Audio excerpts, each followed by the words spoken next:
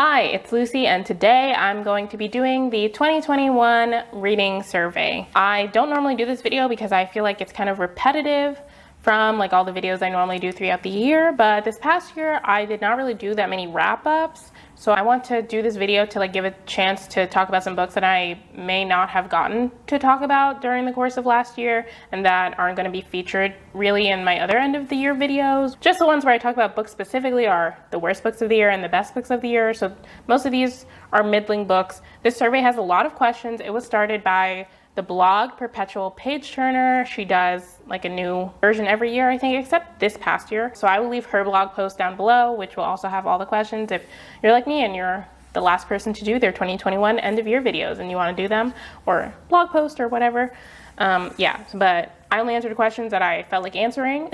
And I did try to avoid answering questions I felt like were kind of repetitive from my other videos, like my stats video and my favorites videos and stuff, although there are a couple that I guess I just won't be going as into detail as I would in those videos if books appear in this video that are also in those videos. I hope that made sense. I'm talking a lot, so without further ado, let's get into the questions. So the first question right off the bat, the best book you read in 2021. For this, I guess spoiler for my favorite books of 2021 video, which is still coming. I also haven't really made the list yet. I sort of do. I have an idea, but I haven't made it yet. For this question, I think my answer is, don't quote me if it changes in that video, but I think my answer is Firekeeper's Daughter by Angeline Boulley. This blew me away in all the ways it could. I just really enjoyed this book. It's thick, but well worth it. This follows a girl named Donis who is of mixed heritage. Her dad is Native American and is part of the Ojibwe tribe, and her mom is French Canadian and white. So she's always felt like she hasn't fully fit in anywhere, and we follow her as she is starting kind of community college as something happens with her family, and then she meets this guy named Jamie, who's a new recruit on her brother's hockey team, and things happen and she witnesses a shocking murder and she somehow ends up embroiled in this FBI investigation, basically. And we follow her as she uses her wits, her knowledge of Ojibwe traditional medicine, and a bunch of stuff as she tries to figure out what is going on. And it's just a really good story. It's really heartbreaking, but fun at times. It really gives you a good feeling of family. I really enjoyed that aspect of the story, and I just really enjoyed reading this, and I'll talk more about it in my favorite books of the year video. The next question is less fun. A book that you were excited about and thought you were going to love more but didn't. And for this one, I've chosen The Other Black Girl by Zakiya Dalila Harris. I have already talked about this in my worst books of the year video, so yeah, but I really did think I was going to enjoy it. It just didn't work for me. Some of the things that it did, it was not for me. I wish it could have been for me, but it was not. And apparently it hasn't been for a lot of people. But if you want to hear more about that, you can check out the worst books video, which is already up. The most surprising book that I read in 2021, The Animators by Kayla Ray Whitaker. I might have talked about this in the mid-year book freakout tag, but it's still the most surprising. I just did not expect to like this as much as I did. I did not expect it to be as hard-hitting and heartfelt as it was. The synopsis is basically that it's about these two women who are trying to make it in the indie animated film scene, and we follow them right after they have released their first feature film, and it has a lot of praise and stuff, and then we deal with their relationship to each other after that happens, how the stress of doing this has weighed on them, and the stress of their relationship, their stress of their own personal lives. I feel like I'm not doing it justice with the synopsis that I give. It ends up dealing with a lot of stuff. There is a trigger warning for CP in this book, so know that going in. I didn't know that going in. Nobody in this book has anything happen to them. It's discussed in this book, basically. And it does end up being a kind of big part of the story, but obviously there are no pictures in the book or anything, and there's no real description, if I'm remembering correct. It's people saying, I saw this. But yeah, it's really hard-hitting. It deals with a lot of family things, feeling like you don't belong in your family, and dealing with parents who just can't parent, basically. And yeah, there's so much. I cried. The best series you started in 2021. It turns out that I actually haven't started that many series in 2021, which is fine. But of the series that I did start, Fireborne by Rosaria Munda. I read this, I want to say, and it was a sponsored vlog, but I don't think that changed my opinion of it. I'm definitely going to be reading the second one. I'm pointing behind me like it's behind me, but it's actually not, because I have never organized these shelves. I just ended up shoving books on it, so I don't know where anything is, but that's another story. Anyway, the point of this is the first book in the Aurelian cycle trilogy. I believe it's going to be a trilogy. The second book's out. The third book is coming out, I believe, this year, so I still need to read the second and obviously the third book. But this follows two people in this world where the governing class of people are called dragon riders because, you guessed it, they ride dragons. So prior to the start of this novel, the dragon riders were born into it. It was kind of like a monarchy, really. The monarchs and then the noblemen and, and the peasants don't get to ride dragons. Prior to the start of this novel, there ends up being like an uprising, a rebellion, revolution, whatever you want to call it, where the new government has decided we want a more egalitarian society. So they have everyone basically test for the ability and like the brains, I guess, to be able to be part of the dragon rider class, basically. And so they make it more even, and we follow two characters. Annie, who was a peasant whose family was all killed by a dragon rider because they didn't pay their taxes, basically. And then we follow Lee, who's the last surviving member of this royal family, who ends up surviving the revolution and everything, and his identity is secret, basically. And he grows up in the orphanage alongside Annie, and they're best friends, and we follow their relationship with other people. As something happens, the people of the ruling family that got away, like, want war, basically, and we're following all that. And it's really good. If you like political fantasies, this is good. And like just more, I guess, slow moving. Like there's not a ton of action, but there is some action. They do ride dragons. We do get to see the dragon riding. They have like a tournament, like jousting kind of, I guess. Yeah, it's really cool. I really enjoyed this and I would recommend it. The best sequel that I read in 2021, I didn't read that many sequels either. But if I had to choose, I would go with The Sisters of Reckoning by Charlotte Nicole Davis, which is the sequel to this book, The Good Luck Girls. In that series, we follow a group of girls who end up running away from the Welcome House that they work at, which is analogous to like a brothel kind of. So they run away and they're trying to find basically freedom. They're trying to find a mythical being basically that can hopefully like free them, because when you work for a Welcome House, you are tattooed with this like magical tattoo basically, and you can't cover it up or else it like starts burning you. So they're trying to get this tattoo removed so that they can be free. It's a whole thing. It's a YA Western kind of thing. I really liked the first book. I thought the second book was a good like conclusion to the duology, even though it was a kind of slow start for me. But yeah, if you like the first book, I'd recommend just reading the second one just for that like nice conclusion. Favorite new author that you discovered in 2021? I'm gonna go with Nhi Vo because she's my third most read author in 2021, it turns out. And the first two were not new to me. So yeah, I'll go with that because clearly I must have liked something about her writing if I read two of her books. The two books were The Empress of Salt and Fortune and The Chosen and the Beautiful. They're pretty different, but they both have a similar writing style because obviously they're written by the same author. Her writing style, it's more lyrical and they're both fantasies. The Empress of Salt and Fortune is more high fantasy, and we follow this character who kind of just learns a story of the person that she's working for. It's more than that, obviously, but that's a basic synopsis.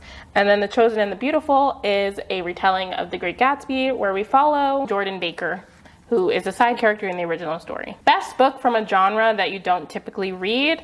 I chose Wife of the Gods by Quay Cordy. I read this in February for Blackathon. It was like one of the group books, I think, and I really enjoyed it. I guess this is like detective mystery, kind of cozy mystery, which I don't normally read. If I'm reading mysteries, it's more like thrillery, although I would like to read more mysteries because I used to love them when I was younger, and all the ones that I have been reading, I have enjoyed. So I should read more mysteries, is what I'm learning. Most action-packed, thrilling, unputdownable book of the year. I went with The One by John Mars. I don't really think this was action-packed.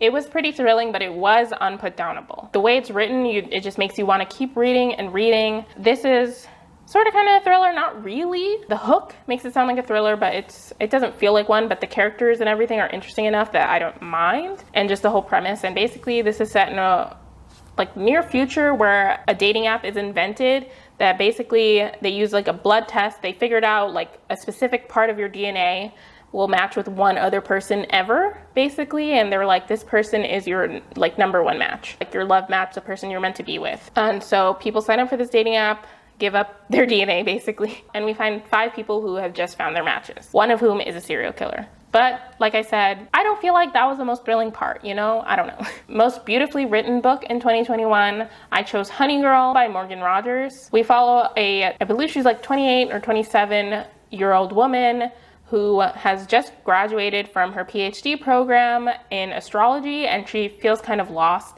doesn't know what she's supposed to do now. And so as a graduation present, her dad gives her and her friends like tickets to go to Vegas. So they all go to Vegas, and while they're in Vegas, our main character ends up drunkenly getting married to a girl she just met. So we follow her. She decides to learn more about the woman that she just met, her wife, basically, who lived in another state. So she flies to that state to hang out with her wife and figure herself out, basically. This was so lush and purple prose. It's done in exactly a way I like, where it's not so nonsensical or anything where you don't know what's happening. Like, I didn't feel that way while I was reading it, but it definitely falls on like the purple prose side if you do not like that. I personally really enjoyed that. I don't know, I love it. It felt lush and like it was wrapping me in a warm hug. Most thought-provoking / life-changing book of 2021, If Cats Disappeared from the World, which that's what the cover looks like. Now you can't see it again.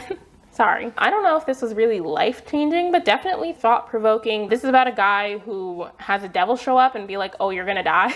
Basically. And the guy's like, I don't want to die. And the devil's like, well, you could live an extra day, but you have to choose something to disappear from the world.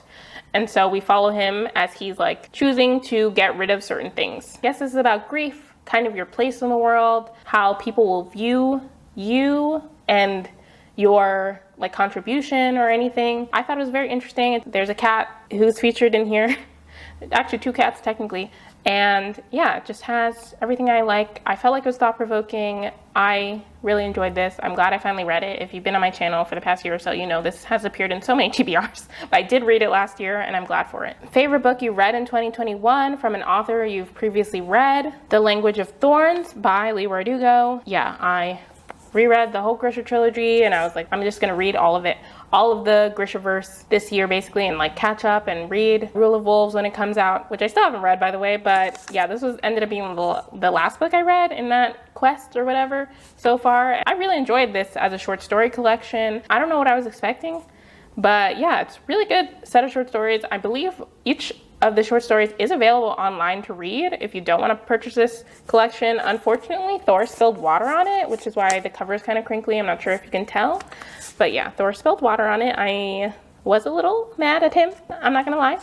But yeah, the design of the book I thought was really interesting and clever. Basically, each story has like a little, not quite doodle, but yeah, things that pertain to it, like written as a border, and it like grows as a story like gets closer to ending. I'll show you. Like it starts here basically, and then this is like the middle of the story. It ends up here, and then the last page will be like a full drawn picture. I really enjoyed that aspect of the story of like this book and everything. I don't know, I really liked hearing the Grisha short stories. It's just stories that the people living in the Grishaverse would have told to like their children, you know, those kind of stories, but they're all like suitably dark and just really good. I enjoyed it. Best 2020 debut that I read, I would give this to Honey Girl, but I think I said that I'm trying not to repeat books. So I'm gonna give this to Ace of Spades by Farida Abike Ayamaide. I ended up really enjoying this. I know some people had like issues with how it ended up basically, and I had like similar issues, but overall the story I thought was really interesting. I'm looking forward to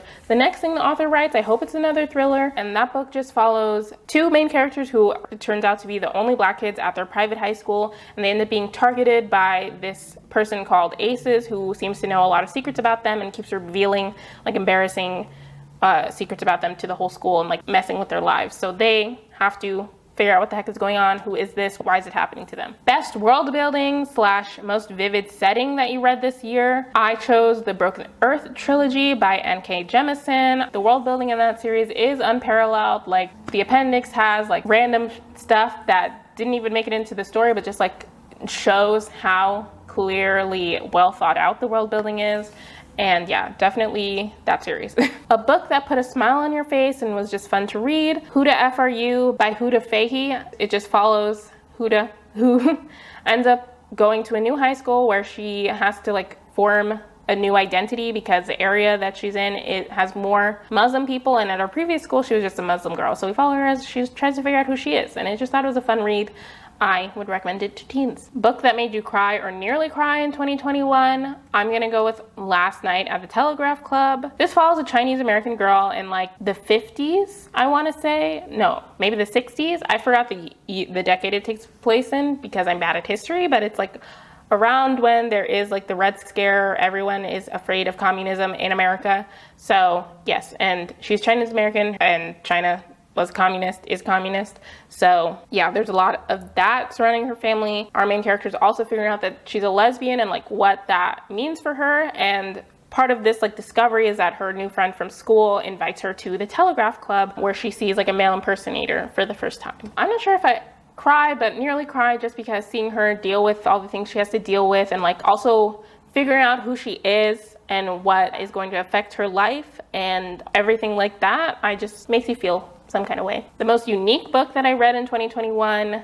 was Switch by A.S. King. I don't even know how to describe it. I cannot give you a synopsis because every time I do, I feel like I do worse and worse. So maybe read the Goodreads synopsis. It's told in such a weird way. Everything that happens is so weird, and this is definitely unique. And the last book related question is a book that crushed your soul. I don't know if I'm interpreting this the way the question is meant to be interpreted, but I chose When We Were Infinite by Kelly Lloyd Gilbert. We follow a girl who's dealing with applying to university, dealing with her family and her friend group after something tragic happens in their friend group. She's just dealing with all that. And the reason I said it crushed me is because it kind of crushed me with anxiety. I talk about it in the written review that I did, but basically the main character deals with a lot of anxiety and it like really comes through the writing. So I felt like really anxious while reading it. If you can handle that, then I would recommend it. I thought the writing was really well done. I thought the overall story was really interesting and well done. It's just like it feels like a lot while you're reading it. The last book related question, and then there are a couple questions about my channel, is a book that made you the most mad. And the question specifies that doesn't necessarily mean you didn't like it. So this perfectly fits under this. Monday's Not Coming by Tiffany D. Jackson. This made me the most mad because this like really highlights how the system and people in general fail Black girls specifically. It's just so much to read, which is what makes you so mad. As you're reading the story, reading from the main character, you just get like more mad for her because nobody's listening to her, nobody's believing her, and it's just too much. This follows our main character whose name is not Monday, Claudia. Her best friend is named Monday, and after her summer staying with her grandparents, I believe, she comes back and Monday's nowhere to be found. And then she's like, okay, I'll see her at school. But when she gets to school, Monday's not there. So she starts digging, trying to figure out what happened to Monday. And it seems like she's the only person who's concerned. And so we follow her as she tries to figure out what happened to Monday, where is Monday, why is Monday not coming to school? And lastly, we have a few questions that are just about my channel last year, how I did, how I feel about it. So let's get into it. My favorite post that I did in 2021, I think would be my tiny house reading vlog. I thought that was fun to film, fun to do. I enjoyed being in that tiny house, even though I did not go to that tiny house for that vlog, but I liked being in the tiny house. So it was nice to document it and have that documentation. Even though there was a giant spider that tried to kill me.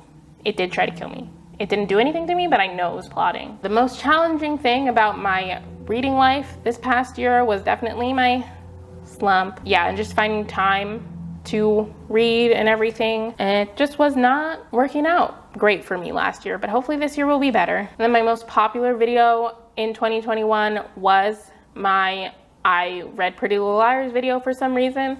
I think I talked about this the last time I talked about my most popular video for some reason. And I was like, I'm not sure why it went off when it did, because I posted that video in 2020 and then didn't start getting a lot of views until like 2021, like probably February, March was like the peak of it, and now it just gets like views regularly. And I was trying so hard to figure out where the heck that came from. I still am not 100% sure because I don't know, sometimes you just don't know. I just like to know. I like to look at analytics and stuff for my YouTube channel sometimes, and from what I can tell, what I see, a video that like popped off right before mine, and definitely my video was kind of riding the coattails of.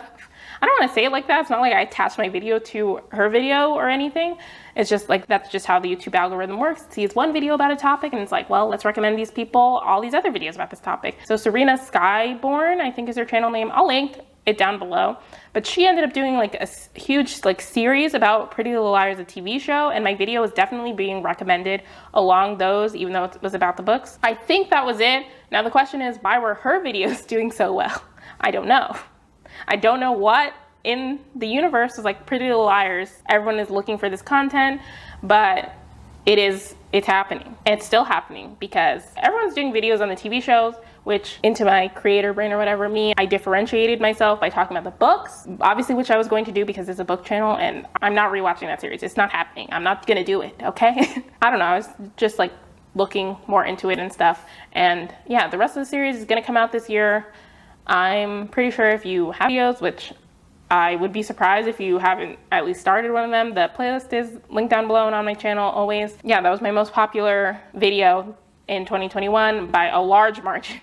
A huge margin. The final question about my channel is a video that I wish got more love, and I'm choosing all my videos. Not all my videos, but like a group of videos. Basically all my Grishaverse vlogs did like not great. I kind of know why, kind of don't know why. My plan when I was doing those videos was that, oh, people are gonna watch the Shadow and Bone show and then want to know about the Grishaverse books, but like a lot of people watch TV shows, don't read books. So I figured like, oh, people would like the summary of all these books. But I was wrong, or just my videos couldn't like catch a wave of like everyone else talking about Shadow and Bone content. I don't know. But even just without that, they did kind of poorly for just reading vlogs in general. I didn't expect them to do great because they are reading vlogs and they're pretty long, but I don't know. I just thought they would do better.